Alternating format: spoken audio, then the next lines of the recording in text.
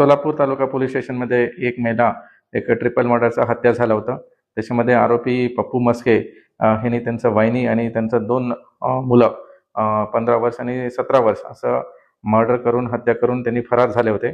तसंच आम्ही FIR दाखल करून टोटल 6 आरोपी होते आणि मुख्य आरोपी ह्यांना आम्ही ट्रेस करायला पुन्हा 3 टीम आम्ही लावले होते। खास करून एक मोबाईल ट्रॅकिंगसाठी, एक व्हेकल ट्रॅकिंगसाठी आणि त्यांचं अजून काही बातमीदार असतील असं तिन्ही टीम तैनात केले होते। बाकी जे 5 आरोपी होते त्यांनी ह्यांच्या गुन्ह्यामध्ये ह्यांना मदत केली होते पळून नेण्यासाठी। त्यांना 2 तारखेला सगळ्यांना अटक करून त्यांचं कारवाई केले होते। त्यांचं इंट्रोगेशनमध्ये हे समोर आलं की त्यांनी बाहेर राज्यात काही त्यांचे मित्र आहे तिथे गेले असं संभावना दिसत होते।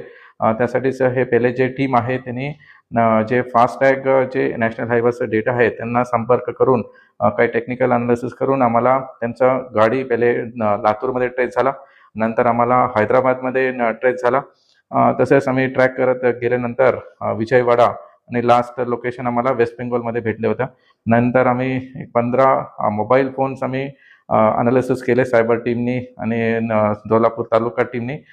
तसेच LCB टीम पण हे जे ग्राउंडमध्ये माहिती जे पाहिजे होतं त्यांनी पण टीमला एक पूर्ण टीमवर्क चालू होतं।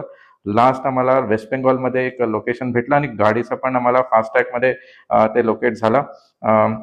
तिथं बरिस्ता असं एक जिल्हा आहे, तिथं एकदम बांगलादेशच्या बॉर्डरमध्ये जिल्हा आहे आणि त्याचं प्लॅनिंग होतं की तिथून बॉर्डर क्रॉस करून वेस्ट बेंगॉल पासून बांगलादेशला जायला त्यांचं प्लॅनिंग झालं होतं। एक एजंट होता त्याचं नंतर आम्ही माहिती काढल्यानंतर बस आरोपीचं लास्ट लोकेशन वेस्ट बेंगॉलमध्ये बरसिरहट जिल्ह्यामध्ये भेटलं होतं। तिथं आम्ही